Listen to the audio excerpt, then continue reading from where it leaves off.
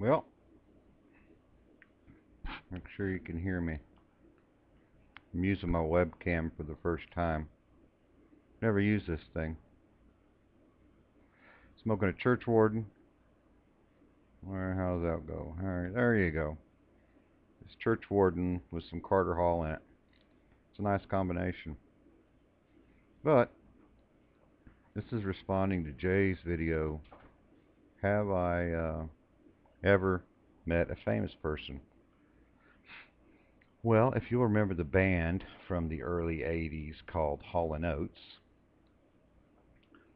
and I can't remember which one of those guys. There was a tall guy with blonde hair and a short guy, and I mean really short because he's the one I met, um, with dark hair. But they were doing a tour, and their first album had just come out, and like big time, they hit big time. But they had all these little venues that they'd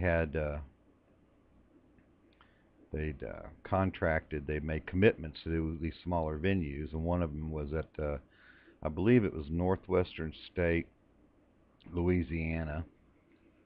They're in Manning or nearby Manning. And so they had to fulfill these obligations, even though they'd kind of become big time. And they were staying at the Holiday Inn where all us landmen. I was down there buying oil and gas leases. And a bunch of us landmen were hanging out by the pool. It was at night, actually. We were just out there drinking beer, really. And the little one came out and started visiting with us. So I met one half of Hall & Oates. And then working in the prison, I met a bunch of the Gambinos. I can't think of their first names, but we had a bunch of, not a bunch, but some of the Gambinos, and one of the big time Gambino, the head of the family, was locked up at the time in there.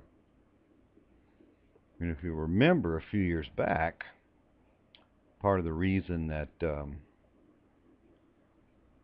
we have these protective seals now on all our over-the-counter medications was because of the Tylenol killer. If you remember that guy.